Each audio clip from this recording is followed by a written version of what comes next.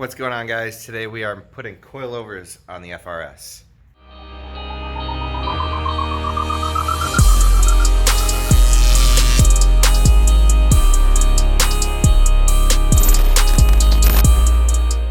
So obviously here's the FRS, and here are the coilovers that I got. I got these for super cheap. The springs are pretty rusty, but these are BC Extreme Drop coilovers. I got them, I think, for 350 bucks as is, and I mean normally they're $1,000 coilovers, so I guess you get what you pay for with like the rust and stuff. But these aren't seized. I was gonna paint these springs, but I just want to throw them on because I'm going to put my new wheels on here, which you are not going to see in this video, but I'm just going to show you how to do the whole coilover installation process. So the first thing that we're going to do is lift up the car and take the wheels off.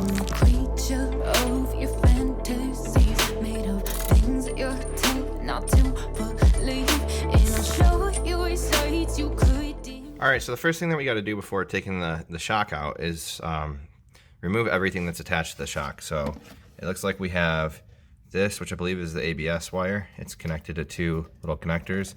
It looks like if you push a screwdriver in here, this will open up and that will pop out. And then down here, you just want to take needle nose pliers, come in from the bottom and squeeze this on the inside here while you pull it through this way. And then both of those will be undone. This is just looks like maybe a 10 or 12 millimeter bolt right there. And then this, you may have to stick an Allen head in here and then unthread this with a wrench while holding the Allen head so this doesn't spin. But yeah, you should be able to, take out all three of those things, and then all we'll have is this thing connected up top and down there, and I'll show you how to remove it from that point. Oh, baby, take my hand. Walk with me in the garden of Eden, where life's in technicolor, pure freedom. Okay, so I was taking this off and it got kind of hard.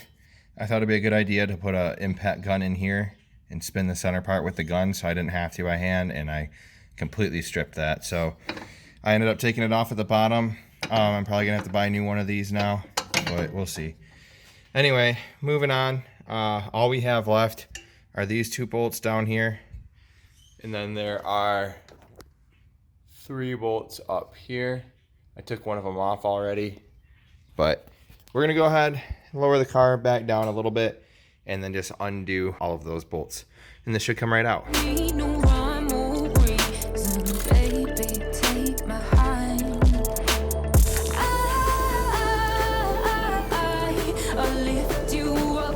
All right, so now to take this off, I'm going to see if I can just transfer this guy over to that one.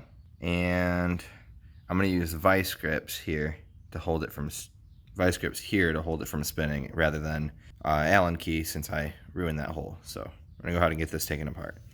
Well, I can't get this off without cutting it, and I checked all of the local auto parts stores. None of them actually carry it as an item. It has to be special ordered, which seems to be the pattern for every single thing that I've ever come across with this car. The only thing that I've ever been able to get is a rotor. Everything else that I've ever needed for this car has had to be special ordered, which is a little bit annoying. Sometimes the dealership keeps stuff in stock, but not the Toyota dealership. The Subaru dealership is one I end up having to go to. I don't know, it's kind of annoying, but whatever. We're gonna move on now. We're just gonna go ahead and install the front, and then we're gonna start working on the rear.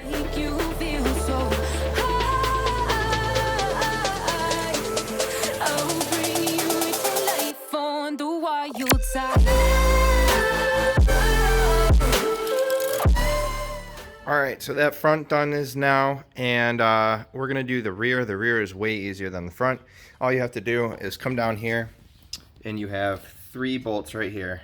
1, 2, 3. Undo those, and this arm will swing down, and then the coilover, or the shock right here, will be free on the bottom.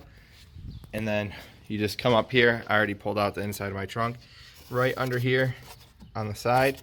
You don't even have to undo anything to get to it. You just lift this up a little bit, and you have 1 bolt right here where my index finger is, and then another one right there. Just undo both of those and those 3 bolts underneath, and you'll be able to take it out.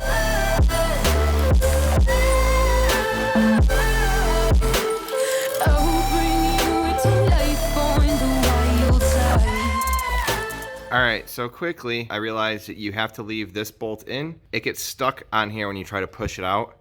The only way to get that out is to take all the other ones out, and then this will pivot. But with this bolt in on the end, you cannot pivot this to get this bolt out. So what you have to do is just leave this one in and then undo the suspension, the sway bar and link, and then this bolt over here, and then drop it down. Same thing though. All right, so now we'll go ahead and install the new coilover.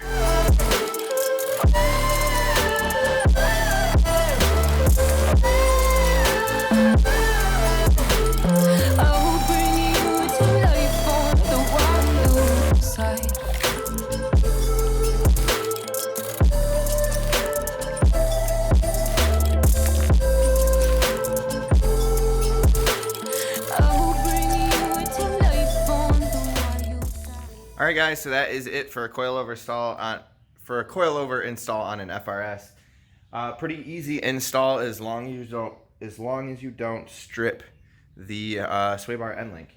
But even if you do that, it's really not that big of a deal to replace it. So that's pretty easy. Make sure when you're doing the rear that you may have seen me do it in the video, but you want to torque all of these under load because they have rubber bushings, and if you torque them not at load when the suspension is drooping, and then you put load on the suspension at ride height, those bushings are going to be twisted. And then if they sit twisted at ride height all the time when the car is on the ground, eventually they're going to wear out. So it's just going to make them wear out prematurely if you don't torque them properly. But other than that, it won't really mess anything up. So anyway, I'm going to go ahead and do the other two sides now, but that's going to be the end of this video. I would show you it on the ground, but I don't want to spoil my new wheels, which is going to be the next video. So if you want to see what it looks like, make sure you stay tuned for the next video. Thanks. Peace out, guys.